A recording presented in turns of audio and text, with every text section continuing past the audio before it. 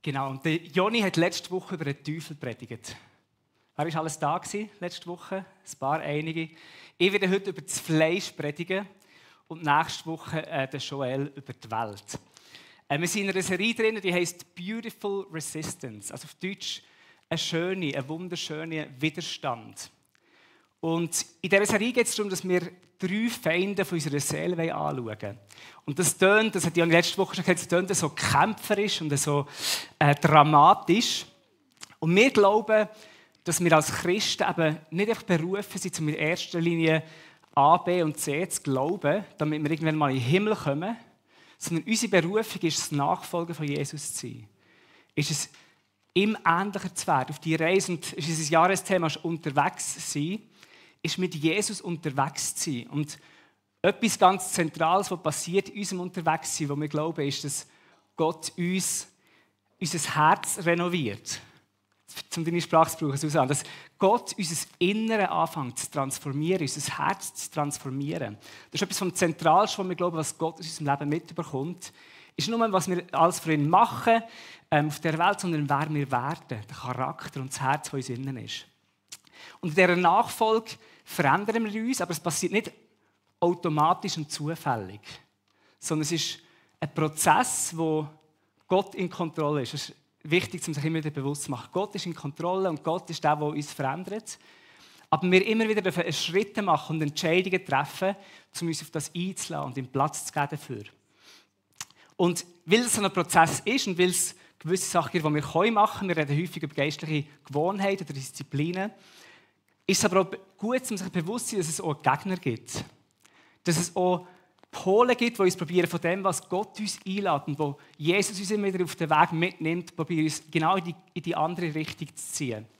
Und die 3 Finden, die wir werden zusammen anschauen, die finden wir in der Bibel und die finden wir auch immer wieder über die letzten 2000 Jahre hat in der Kirchengeschichte immer wieder so unter den 3 Sammelbegriffen so ein bisschen die Finden definiert. Und zwar der Teufel, wie ich gesagt habe, das Fleisch und die Welt. Das sind die 3 Finden, die wir zusammen anschauen wollen. Und es gibt ein Buch von John Mark Comer, das heisst Live No Lies. Jani, würdest du mir schnell zeigen, dass die Leute irgendwo das Cover mal gesehen haben? Genau. Es sieht so aus, schön farbig. Und wir werden es, glaube ich, auch schon bald im Regal 15 hinten haben. Das heisst, wenn ihr möchtet, ein bisschen tiefer hineingehen über diese 3 Themen, über Teufel, Fleisch und Welt und wie können wir denen widerstehen, ist das ein super Buch, das ich wirklich empfehlen kann. Es ist so ein bisschen das ausführliche Predigtkonzept von dieser Serie, das er für uns geschrieben hat. Mega lieb, dass er das gemacht hat, der John Mark. Genau. Dürft ihr euch das gerne holen und dort noch ein bisschen mehr darüber lernen. Aber wir glauben aber, dass es ein Prozess ist, wo es Einladungen gibt von Jesus und wo es Gegenpole gibt oder eben die Finden gibt. Und wir haben uns entschieden, wir wollen ganz bewusst uns auf diesen Prozess einladen und immer wieder nicht kämpferisch und verkrampft aus lauter Angst vor diesen Sachen irgendwie reagieren, sondern wir wollen auf wunderschöne Art und Weise, mit einer gewissen Gelassenheit, aber mit einem Bewusstsein von diesen Finden, uns auf diesen Weg machen. Und darum heisst die Serie Beautiful Resistance. Es ist eigentlich eine Serie über geistliche Kampfführung, aber man merkt es gar nicht. Weil es, glaube ich, ein bisschen anders ist, als es vielleicht manchmal daherkommt. Das ist jetzt vielleicht weniger mit ganz spektakulären Sachen. Dave, sagst du, wenn es nicht passt, dann nehme ich jetzt die Hand. Der Stecker ist recht drin. Das ist natürlich fies für den Techniker, gell? Okay, probiere es mal, sonst sagst du es. Genau. Eben, wir wollen lernen, diesen Finden zu widerstehen in dieser Serie. Jetzt habe ich schon angetönt, die 3 Finden, der Teufel, das Fleisch und die Welt. Und der John Mark hat im Buch so eine Strategie vom Bösen definiert. Oder so habe ich gesagt, wie funktioniert denn das?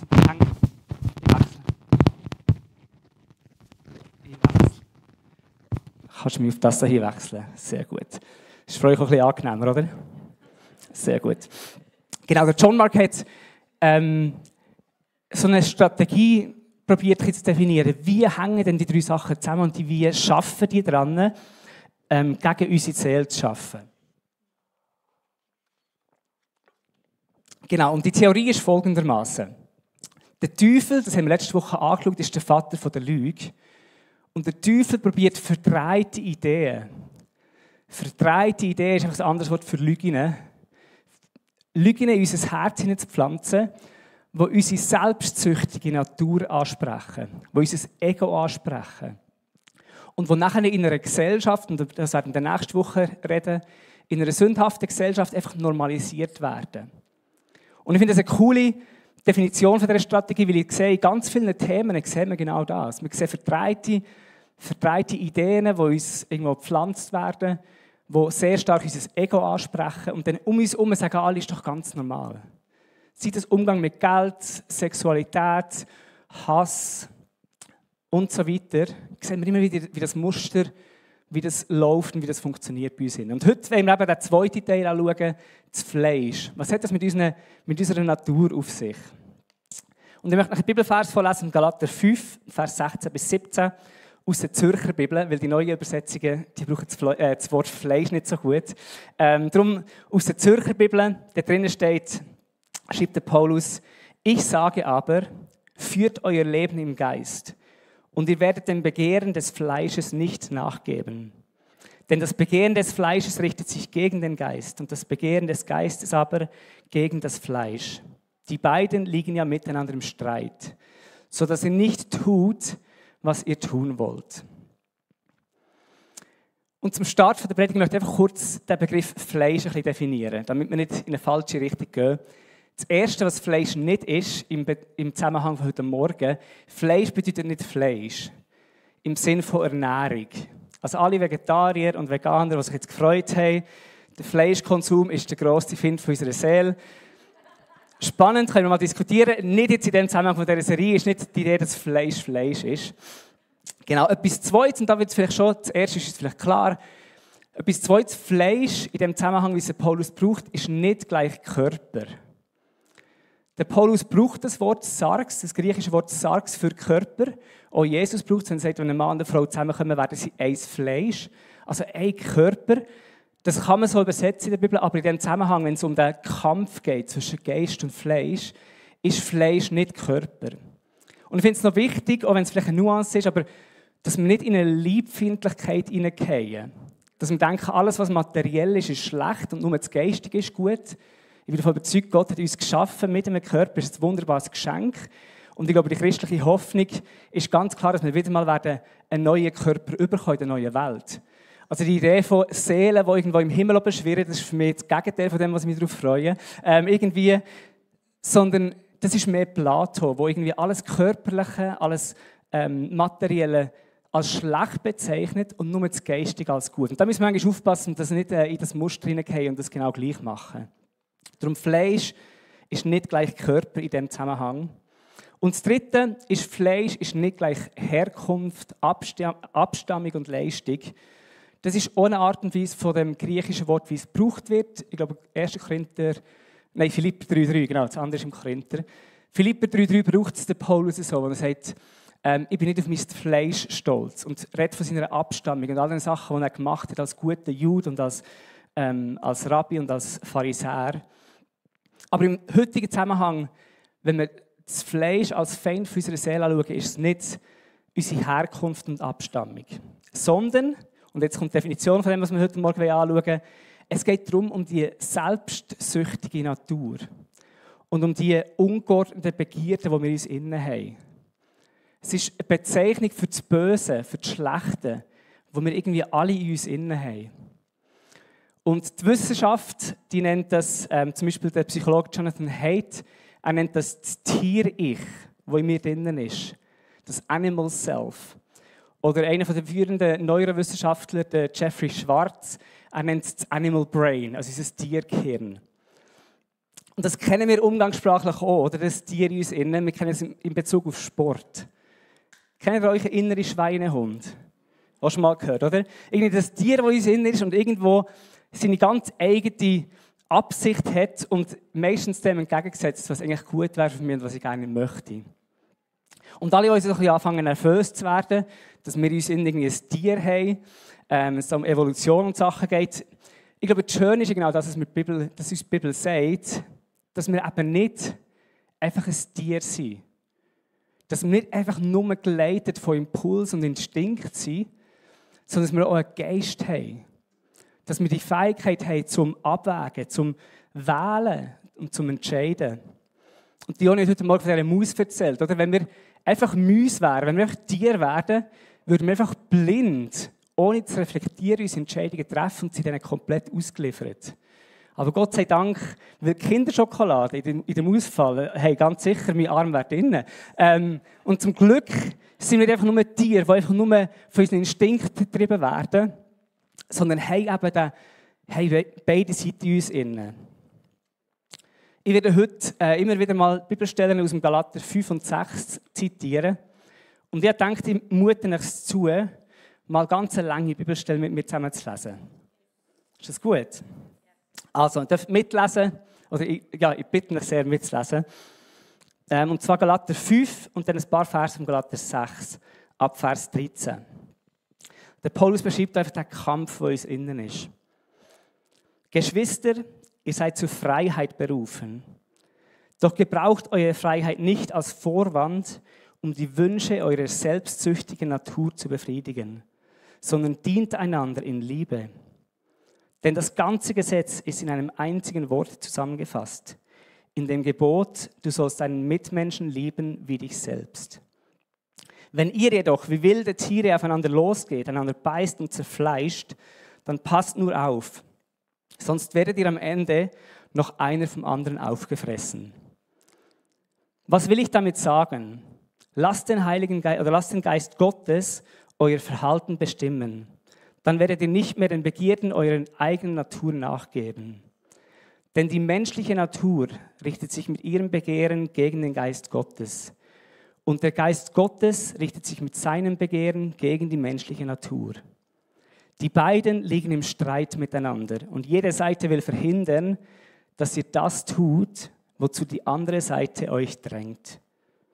Wenn ihr euch jedoch vom Geist Gottes führen lasst, steht ihr nicht mehr unter der Herrschaft des Gesetzes. Im Übrigen ist klar ersichtlich, was die Auswirkungen sind, wenn man sich von der eigenen Natur beherrschen lässt. Und jetzt kommt eine Auflistung, ihr kennt alle, oder viele von euch kennen die Auflistung von der Frucht vom Heiligen Geist. Das hier ist die Frucht vom Fleisch. Also nämlich, was passiert, die Auswirkungen sind sexuelle Unmoral, Schamlosigkeit, Ausschweifung, Götzendienst, okkulte Praktiken, Feindseligkeit, Streit, Eifersucht, Wutausbrüche, Rechthaberei, Zerwürfnisse, Spaltungen, Neid, Trunkenheit, Fressgier und noch vieles andere, was genauso verwerflich ist.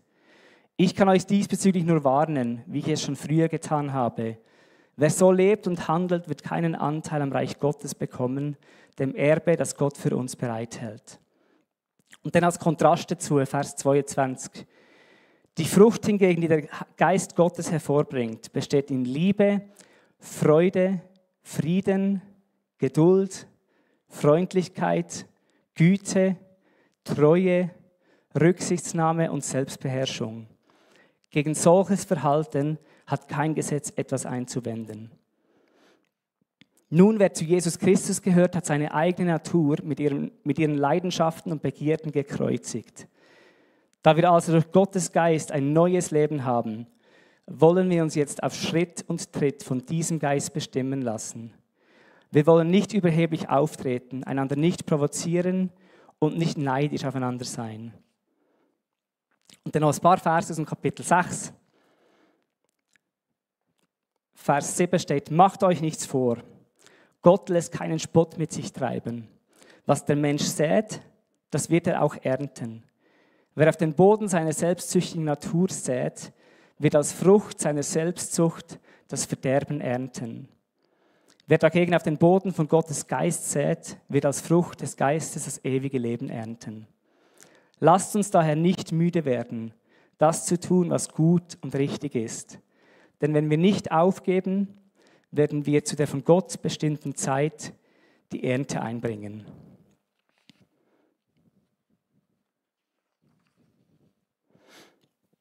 Der Paulus beschreibt da eindrücklich, und ich weiss, es war jetzt eine lange Stelle, aber ich wollte, dass wir es im Kontext, im Zusammenhang lesen, weil er beschreibt den Kampf in uns sehr eindrücklich. Und das Spannende ist, es konfrontiert uns mit der Realität, dass die Botschaft unserer Gesellschaft so eine ganz andere ist. Folg deinem Herz. Auch schon mal gehört? Oder etwas in die Richtung. Auf Englisch ist ganz bekannt. Follow your heart. Bist dir selber treu. Oder noch kürzer, vielleicht fühlst du es. Als Begründung für Entscheidungen sagen, hey, ja, ich fühle es. Und das tönt schön, wir hören es überall. Es ist so ein bisschen die Grundmelodie von unserer Zeit. Und es tönt zuerst mal positiv. Oder wer möchte schon nicht echt sein? Aber genau da ist ein bisschen eine Lüge verborgen. Weil Folg deinem Herz setzt voraus, dass mein Herz zuverlässig ist. Und dass meine Wünsche automatisch gut sind und sich nicht verändern. Und das stimmt einfach nicht. Also jetzt wisst ihr wahrscheinlich aus eurem eigenen Leben. Mal möchte mein Herz das und mal möchte mein Herz das. Und schon vor langer Zeit, noch vor der Zeit von Jesus, hat es den Plato, hat es den ersten Buddha und haben die Rabbis alle schon gesagt, dass es einfach nicht stimmt. Dass die Wünsche und die Sehnsucht, die wir spüren, automatisch die richtigen Wünsche sind, die wir nachfolgen sollen. Ihr kennt es aus dem Alltag, oder ich kenne es aus dem Alltag. Ich möchte gesund und fit sein und gleichzeitig habe ich jetzt einfach Bock auf McDonald's. Oder? Oder ich möchte am Morgen früher aufstehen, vielleicht für Zeit haben, für Stille zu haben mit Gott. Aber jetzt habe ich einfach Bock, um ein bisschen Netflix zu schauen, zum Abschalten. Und bis am Morgen um 2. Zum Glück haben wir kein Netflix. Aber den Kampf kennen wir trotzdem. Oder ich möchte für meine Kinder da sein und ich möchte präsent sein. Am Sabbat oder am Tag, wo wir zusammen als Familie. Und gleichzeitig möchte ich einfach mal meine Ruhe haben. Ich möchte einfach mal am liebsten in mein Zimmer zurückziehen und die Türen zumachen. Also wir kennen das, dass wir unterschiedliche Wünsche in Sinn haben, was sich manchmal oder sehr oft sogar gegenseitig widersprechen. Und oftmals sind so die oberflächlichen, kurzfristigen Wünsche dem, was wir wirklich in unserem Tiefsten innen wollen, was für uns lebensentscheidend ist, 180 Grad entgegengesetzt. Der John Mark Comer hat in dem Buch «Live No Lies» gesagt, und das ist jetzt eine extrem banale Aussage, aber wir müssen uns nochmal bewusst werden, ich glaube, wir haben es so oft vergessen, unsere stärksten Wünsche sind nicht unbedingt unsere tiefsten Wünsche. Und es ist so tragisch, weil ganz oft eben genau die oberflächlichen Wünsche so laut und so drängend sind, dass sie unsere tiefsten Sehnsüchte, die wir haben, können sabotieren. Ich möchte gesund leben, ich möchte ein guter Vater sein, ich möchte Gott treu nachfolgen. Das sind meine tiefsten Sehnsüchte. Aber im Alltag werden die ständig untergraben von irgendwelchen temporären, kurzfristigen, bequemen, egoistischen Impulsen. Kennt ihr das auch oder geht das nur mir so? Echt, damit ich auch weiss, okay, geht noch ein paar anderen so. Sehr gut. Ich glaube, es ist ein bisschen ein menschliches Problem. Weil schon der Augustinus hat im 4. Jahrhundert genau das Gleiche gesagt. Er hat gesagt, wir haben ganz viele Wünsche in uns innen. Und das ist nicht falsch. Es ist nicht falsch, dass wir unsere Arbeit lieben. Hoffentlich lieben wir unsere Arbeit, mehr oder weniger. Ich liebe es natürlich immer. Genau, weil ich da für euch arbeite. Aber hoffentlich lieben wir unsere Arbeit. Aber wenn wir unsere Arbeit mehr lieben als unsere Familie oder unsere Freunde, dann ist etwas nicht gut. Und hoffentlich lieben wir unsere Kinder, unsere Partner, Geschwister und Eltern. Aber wenn wir sie mehr lieben als Gott, ist es nicht okay.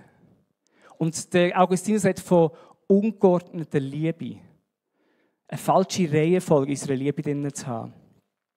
Und wie ich schon gesagt habe, unsere Kultur verstärkt das noch, indem sie nämlich sagt, dass Authentizität alles ist. Also nichts jemals unterdrücken, sondern lebe immer, was du fühlst. Früher, so, ich sage jetzt mal, man kann so ein bisschen Aufklärung als Tipping Point nehmen. Früher hat man sich gefragt, was sagt Gott? Was sagt die Bibel? Was sagt der Staat, meine Familie? Man hat sich auf Autorität verlassen. Heute geht es nur noch um Authentizität. Was fühle ich? Was ist echt für mich? Und unser Ego und unser Innere wird zu einem neuen Gott. Und hinter dem steckt, es gibt Leute, die den Begriff brauchen, Kult von der Spontanität. Also die Idee, dass nur was gerade im Moment spontan aufkommt, ist wirklich echt und gut und rein. Und nur was ungefiltert rauskommt, ist, wer ich wirklich bin. Und das klingt nach einer schönen Freiheit, oder? Man ist dann frei von allen Einschränkungen. Man ist frei von Autorität, man ist frei von Verantwortung, sondern ich kann einfach leben und was gerade kommt, ist immer das Richtige. Und wir glauben, dass es eine Scheinfreiheit ist. Dass man zwar im ersten Moment das Gefühl hat, es ist eine Freiheit. Frei zu sein von allen Sachen. Komplette Unabhängigkeit. Aber die Wahrheit ist, dass es uns ganz oft und ganz schnell kann in eine neue Sklaverei hineinbringen. So braucht das Wort der Paulus im Galater 5. Und ich habe ein Beispiel mitgebracht aus der Kunst und Unterhaltung, wo man so sehen, wie das sich verändert hat. Im 17. Jahrhundert hat der Shakespeare, ich habe noch nie Shakespeare gelesen, aber für die Predigt habe ich mir das Zitat erlaubt, von ihm zu nehmen. Der Shakespeare hat einen Charakter im Hamlet, wo der Double, wahrscheinlich umgangssprachlich, der Narr, wo einen Tipp gibt, wo Weisheit weitergibt. Und die lautet wie folgt: Sei dir selbst treu. Im 17. Jahrhundert kommt das aus dem Maul vom Narr.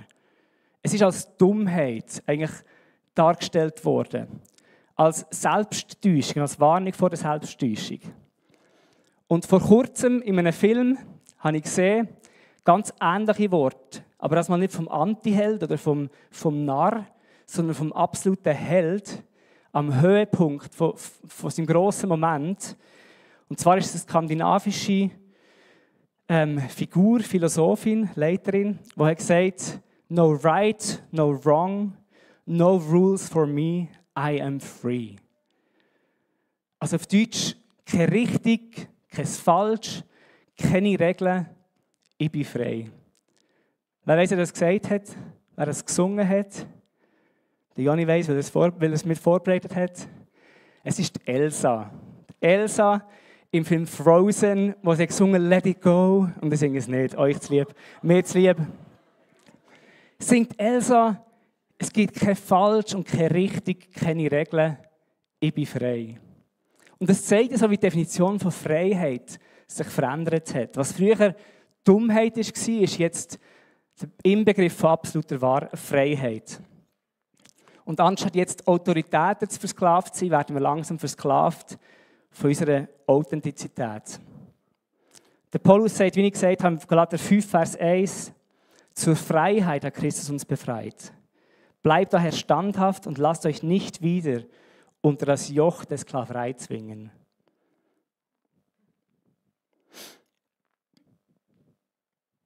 Der Tim Keller hat genau das Thema ganz gut zusammengefasst. Das ganze Thema von bedeutet frei sein, wirklich keine Einschränkungen, keine Limitationen mehr zu haben. Und er sagt Folgendes: Wir sehen also, dass Freiheit nicht das ist, was unsere Kultur uns sagt.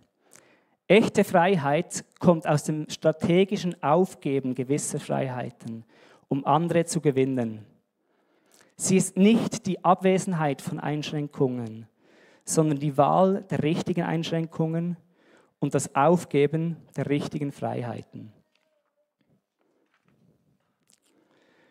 Das heisst, es gibt nicht nur eine Freiheit von Einschränkungen und von Autorität, sondern es gibt eine andere Freiheit, die wahre Freiheit. Und ich glaube, der Paulus sagt im Galaterbrief, wir sind eben frei, nicht nur von, sondern wir sind frei zum. Wir sind frei zum Wählen. Wir sind frei zum Entscheiden.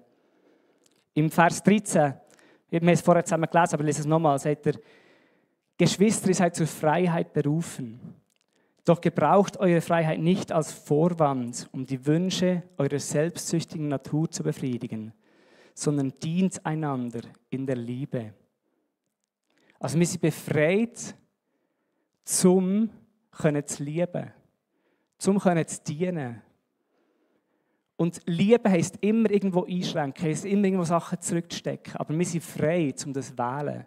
Wir sind nicht mehr versklavt, sondern wir haben die Freiheit von Gott bekommen. Und ich finde, das ist eine gute Nachricht. Wenn es darum geht, um den Kampf in uns innen, dürfen wir wissen, hey, Jesus hat uns frei gemacht, um Entscheidungen zu treffen. Wir sind diesen Impuls, wir sind diesen Instinkten nicht hilflos ausgeliefert. Und später erklärt Paulus auch, wie wir das machen. Und zwar das Prinzip, das wir wahrscheinlich alle aus dem Alltag kennen, Das Prinzip vom Säen und Ernten. Was du säst, das wirst du auch ernten. Ich lese auch diesen noch mal kurz vor. Im Vers 7, 8 und 9 vom Kapitel 6. Macht euch nichts vor. Gott lässt keinen Spott mit sich treiben. Was der Mensch sät, das wird er auch ernten. Wer auf den Boden seiner selbstsüchtigen Natur sät, wird als Frucht seiner Selbstsucht das Verderben ernten. Wer dagegen auf den Boden von Gottes Geist sät, wird als Frucht des Geistes das ewige Leben ernten. Und dann kommen die bekannten Verse, die wir kennen, wo wir manchmal auch außerhalb vom Kontext einfach ein bisschen brauchen und nehmen. Nicht aufzugeben, sondern nicht müde zu werden, sondern weiterhin das zu machen, was gut und richtig ist. Und das war im Kontext vom auf den Geist säen. Auf den Geist Gottes säen in unserem Leben. Das Prinzip ist simpel. Und der Theologe Cornelius Plantinga aus Amerika hat in Bezug auf unseren Charakter, auf den Prozess, den ich angesprochen habe, in uns innen, hat es folgendermaßen übersetzt, das Prinzip von Säen und Ernten. Sei ein Gedanke und du erntest eine Tat. Sei eine Tat und du erntest eine weitere Tat. Sei mehrere Taten und du erntest eine Gewohnheit. Sei mehrere Gewohnheiten und du erntest einen Charakter. Sei ein Charakter und du erntest 2 neue Gedanken, die ihre ganz eigenen Wege gehen. Also mit anderen Worten, wir werden geprägt durch das, was wir immer wieder tun. Wenn ich ständig meine spontanen Impulse nachgebe, dann trainiere ich mein Herz in die Richtung vom Fleisch, um die Sprache von Paulus zu brauchen. Und wenn ich probiere, ganz bewusst immer wieder Samen im Geist zu säen, dann wächst in mir das neue Leben und die Frucht vom Heiligen Geist. Jetzt zum Abschluss möchte ich noch, bis jetzt war nichts Neues, gell? Ich denke so, komm, jetzt bring noch etwas Spannendes. Das wissen wir alle irgendwo durch schon. Die meisten von uns ist das bewusst, haben wir vielleicht schon mal gehört, vielleicht schon mal gelesen. Aber was machen wir jetzt mit dem? Gehen wir jetzt hey und jetzt probieren wir wieder ein bisschen mehr. Strengen uns wieder ein bisschen mehr an, für eine Woche, 2 und dann lässt es wieder nach und dann haben wir vielleicht eine Serie über die Stille und dann kann ich wieder den Kampf wieder vergessen. Die Realität ist Willenskraft und unsere Entscheidung, die kann tatsächlich helfen bei so kleinen Sachen, bei kleinen Entscheidungen. Ist es manchmal einfach so, ja, jetzt entscheide ich mich und habe dem fest. Aber sobald es um tiefere Muster geht, wenn es um Sucht geht, wenn es um Traumas geht, die uns innen sind ganz oft einfach so, die Willenskraft reicht oftmals nicht aus. Und da kommen wir zu unserem Lieblingsthema, ich hoffe, es gefällt euch auch so gut wie uns Pastoren, die geistlichen Gewohnheiten. Wir glauben, und das ist eine Definition von Dallas Willard, so frei übersetzt, er sagt, geistliche Gewohnheiten sind Sachen, die innerhalb von unserem Möglichen sind, die wir machen können, um zu trainieren, damit wir eines Tages Sachen machen können, die außerhalb von unserer Kapazität sind. Also ein indirektes Angehen von Problemen. Sagen, okay, hey, ich habe Sucht, ich habe Traumas, ich habe Sachen in meinem Leben, die zu gross sind für mich, aber ich kann es im Kleinen antrainieren. Ich kann im Kleinen wieder lernen, um auf den Geist zu säen, damit es fast ein Second Nature, sagen wir auf Englisch, fast unsere zweite Natur, eine neue Natur, wird auf den Geist säen. Und ich möchte euch 2 ganz praktische Anwendungen mitgeben. Und wir lesen im Galater 5, Vers 24. Da gibt der Paulus auch so ein bisschen praktische Tipps. Und er sagt, nun, wer zu Jesus Christus gehört, hat seine eigene Natur mit ihren Leidenschaften und Begierden gekreuzigt. Da wir also durch Gottes Geist ein neues Leben haben, wollen wir uns jetzt auf Schritt und Tritt von diesem Geist bestimmen lassen.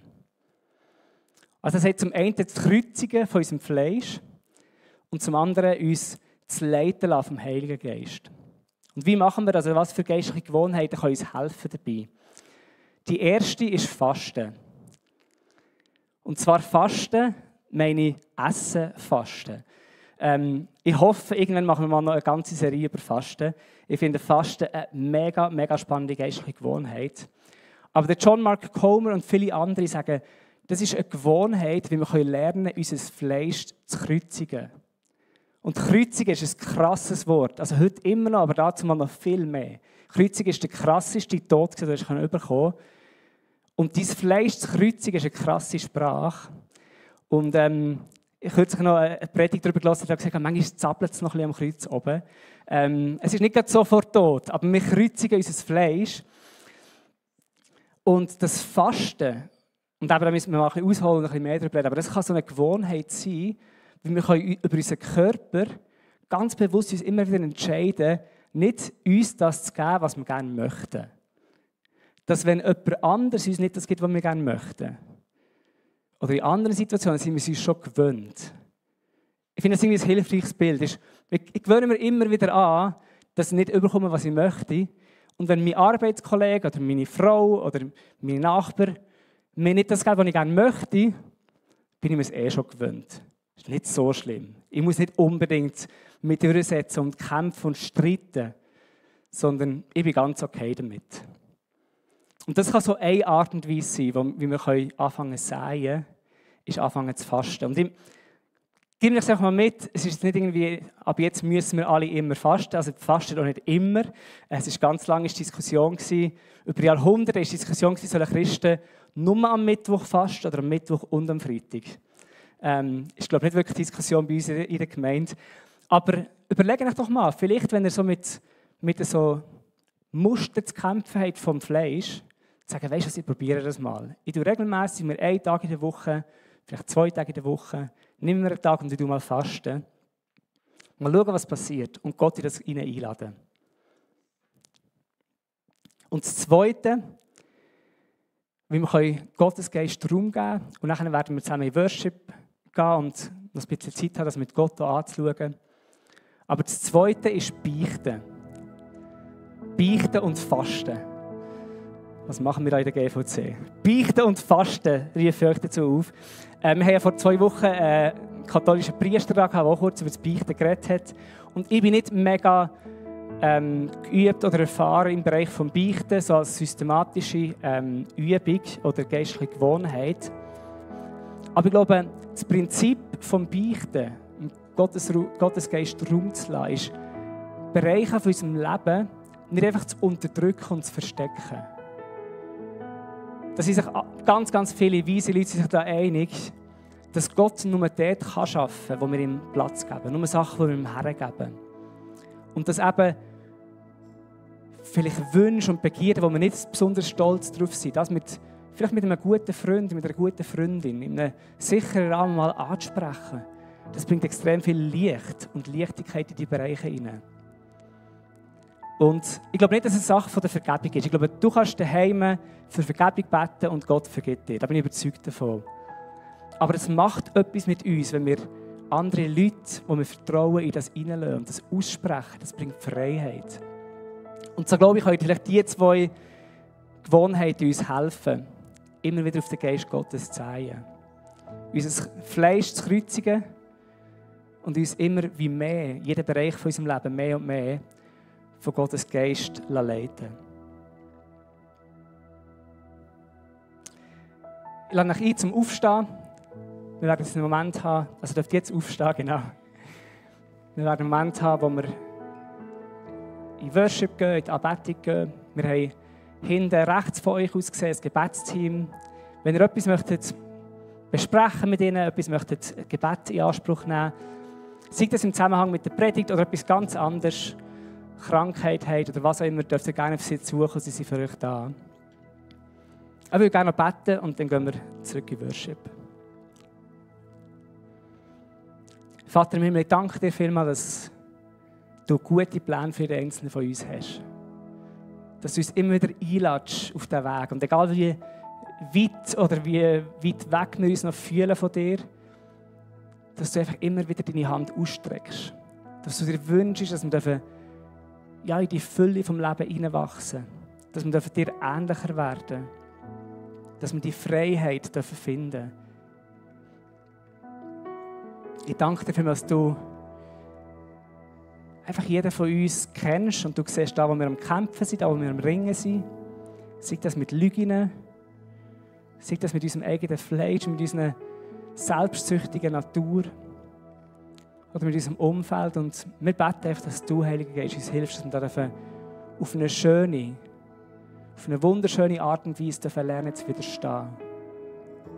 Nicht ängstlich, nicht verkrampft, sondern aus dieser Freiheit heraus und aus der Gewissheit heraus, dass du auf unserer Seite bist. Und ich bete einfach, dass wir irgendetwas mitnehmen von heute Morgen, mehr als Information, sondern etwas, was wir in unserem Herzen bewegen dürfen. Und was hoffentlich unsere Woche irgendwo verändern darf und wo du mehr Raum darfst in unserem Herzen einnehmen. Danke dir vielmals dafür. Amen.